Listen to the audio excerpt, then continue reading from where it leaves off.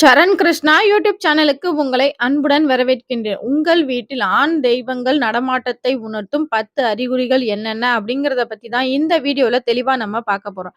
நம்ம சேனல்ல உள்ள வீடியோவ ஃபர்ஸ்ட் டைம் நீங்க பார்க்குறீங்க அப்படின்னா, மறக்காம நம்ம சேனல சப்ஸ்கிரைப் பண்ணி வச்சுக்கோங்க. நம்ம சேனல்ல தொடர்ந்து குலதெய்வ பதிவுகள், ஆன்மீக தகவல்கள் வந்து கொண்டே இருக்கும். வாங்க வீடியோக்குள்ள போகலாம். ஆண் தெய்வங்கள் அப்படின்னா, கருப்பண்ணசாமி, முனியாண்டவரு, சுடலமாடன் இவுங்களோட தெய்வம் உங்க குலதெய்வமா இருந்தாலும் சரி, இல்ல உங்க குலதெய்வத்தின் காவல் தெய்வமா இந்த தெய்வங்கள் இருந்தாலும் சரி, இவுங்கலாம் வீட்டுக்குள்ள வரம்போது நமக்கு ஒரு சில அறிகுறிகள் காமிப்பாங்க. அது மற்ற தெய்வத்தை விட கட்டாயம் வித்தியாசமாகவும் இருக்கும். நமக்கு பல மாற்றங்களை தரக்கூடிய ஒரு விஷயம் தான் இந்த குலதெய்வ நடமாட்டம். ஒரு சிலருக்கு பார்த்தீங்கன்னா, பெண் தெய்வம் குலதெய்வமாக இருக்கும். ஆனா, அவங்களோட இஷ்ட தெய்வம் கருப்பண்ணசாமி, முனியாண்டவர் இது போன்ற ஆண் தெய்வங்களா இருக்கும். அவங்களுமே உங்க வீட்டுக்கு வரும்போது கட்டாயம் இந்த அறிகுறி எல்லாம் உங்களுக்கு தெரிஞ்சிருக்கும். ஆண் குலதெய்வம் அப்படின்னாலே முக்கால்வாசி அசைவ படையல் போடுவாங்க. ஒரு சில கோவில்கள்லாம் பார்த்தீங்கன்னா, ஐயனார் வந்து சைவ படையல் போட்டுட்டு, சுடலமாடன், கருப்பண்ணசுவாமி இது போன்ற காவல் தெய்வங்கள் அந்த கோயில்ல இருக்கும். அவங்களுக்கு மட்டும் தான் அசைவ படையல் போடுவாங்க. நீங்க வணங்குற ஆண் தெய்வம் அசைவ படையல் சாப்பிடுற தெய்வமாக இருந்துச்சு அப்படின்னா, கண்டிப்பா என்னைக்காவது ஒரு நாள் உங்க வீட்ல பார்த்தீங்கன்னா, அசைவ குழம்பு வைக்கும்போது நல்லா வாசமா இருந்திருக்கும். ஆனா சாப்பிடும்போது ருசியே இருக்காது. சாப்பிடும்போது சுத்தமா ருசியே இருக்காது. "என்னது நல்ல வாசனைலாம் வந்துச்சு. எல்லாம் நல்லா இருந்த மாரி இருக்கு. சாப்பிட்டா மண்ணு மாரி இருக்கு." அப்படிலாம் கேட்டீங்கன்னா, கண்டிப்பா உங்க தெய்வம் உங்க வீட்டுக்குள்ள வந்திருக்காங்க. உங்களோட சாப்பாட்டோட ருசிய எடுத்திருக்காங்க. இது நம்ம பிள்ளை வீடு தானே, நம்ம போய் சாப்பிடுவோம் அப்படின்னு உரிமையா உங்க தெய்வம் உங்க வீட்டுக்குள்ள வந்து சாப்ட்டுருக்கு. இதான் முதல் அறிகுறி. 2வது அறிகுறி என்ன அப்படின்னு பார்த்தீங்கன்னா, அந்த காலத்துலலாம் பார்த்தீங்கன்னா, தன்னோட குலதெய்வம் அது ஆண் குலதெய்வங்களின் பெயர வந்து தன்னோட பசங்களுக்கு பேரா வப்பாங்க. இப்ப அது பழக்கம் நெறைய பேருகிட்ட மாறியிருக்கு. இருந்தாலும் அந்த ஆண் தெய்வங்களின் அருளோட பிறந்திருக்கு. இந்த குழந்தை வந்து கருப்பண்ணசாமி கோயில்ல போய் கருப்பண்ணசாமி அருளால பிறந்திருக்கு. இந்த குழந்தை வந்து ஐயனார் கோயில்ல போய் வரம் வாங்கி சாப்பிட்டதுனால எனக்கு இந்த குழந்தை பிறந்தது. அப்படிலாம் நெறைய பேர் சொல்லுவாங்க. இப்படி உங்க ஆண் தெய்வங்களின் அருளால் பிறந்த பசங்களோட வாக்கு ஒரு சில வாக்குகள் பார்த்தீங்கன்னா, அந்த தெய்வமே அவங்க மூலியமா வந்து நமக்கு சொல்லும்.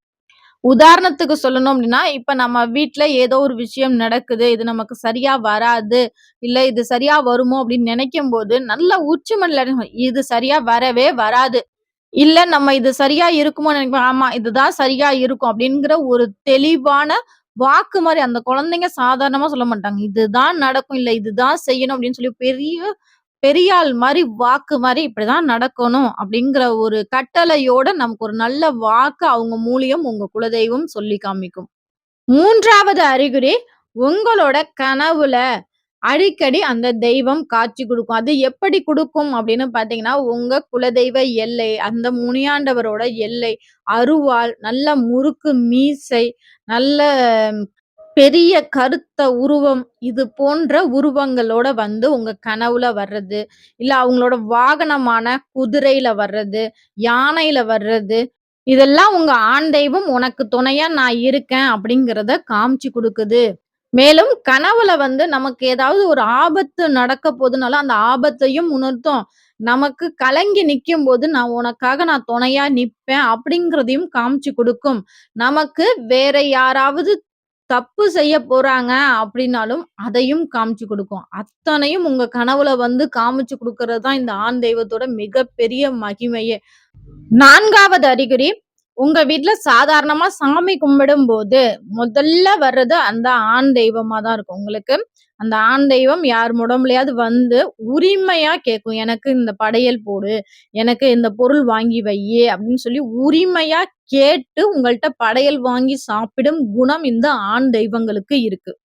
அப்படி உங்களுக்கு அந்த ஆண் தெய்வங்கள் வீட்ல வந்துட்டு போனதுக்கு பிறகு பார்த்தீங்கன்னா, நல்ல வாசம் வரும். சுருட்டு வாடை, குதிரை சத்தம், யானை சத்தம், சலங்க சத்தம் இந்த மாரி சத்தத்தின் மூலமாகவும், தெய்வம் நான் வர்றேன் அப்படிங்கிறத காமிச்சு குடுக்கும். நல்ல விபூதி வாசனை, சந்தன வாசனை இதெல்லாம் வர்றப்பயே நீங்களே தெரிஞ்சுக்கலாம், நம்ம வீட்டுக்கு நம்மளோட ஆண் தெய்வம் வருது அப்படிங்கிறத. 5வதாக காவல் தெய்வம், ஒரு ஆண் தெய்வம் உங்களுக்கு பக்கபலமா இருக்கு அப்படின்னா, உங்களோட பொருள யாராலும் திருட முடியாது. யாராலும் உங்க பொருள அபகரிக்க முடியாது. 6வது அறிகுறி என்னன்னு பார்த்தீங்கன்னா, எந்த ஒரு கெட்ட சகவாசமும் அவங்களுக்கு வரவே வராது. அந்த தெய்வம் உங்கள ஃபுல் அண்ட் ஃபுல் கைடன்ஸ் பண்ணிக்கிட்டே இருக்கும். அதாவது, "நீ இந்த சைடு போனீன்னா உனக்கு ஆபத்து வரும். நீ போவாத." எப்போதும் 24 மணி நேரம் சொல்லிக்கிட்டே இருக்கும். காவல் தெய்வம்னா நமக்கு முழுக்க, முழுக்க நமக்கு துணை இருந்துகிட்டே இருக்கும். நமக்கு மட்டும் இல்ல, நம்ம பிள்ளைங்களுக்கும் சேர்த்து இருக்கும். இதுதான் காவல் தெய்வம், ஆண் தெய்வங்களின் மகிமை.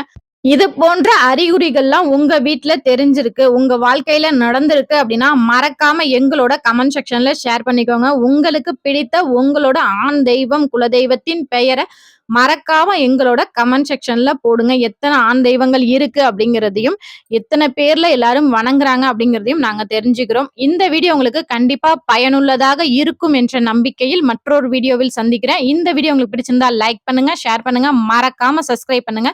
சரண் கிருஷ்ணா யூடியூப் சேனல். நன்றி, வணக்கம்.